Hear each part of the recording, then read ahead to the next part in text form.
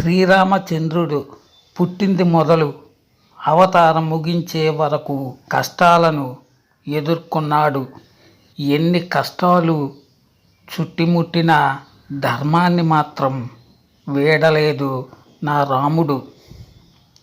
తెల్లవారితే చాలు అయోధ్య సామ్రాజ్యానికి చక్రవర్తి అయి పాలించవలసిన నా రాముడు తండ్రి మాట ఇచ్చాడని ఆ మాటకు కట్టుబడి పదవిని త్యాగం చేసి అడవులకు వెళ్ళాడు నా రాముడు.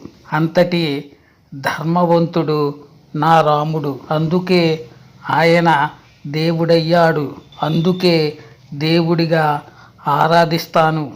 మీరు కూడా రాముణ్ణి ఆరాధిస్తే నా ఛానల్ను సబ్స్క్రైబ్ చేయండి ప్లీజ్.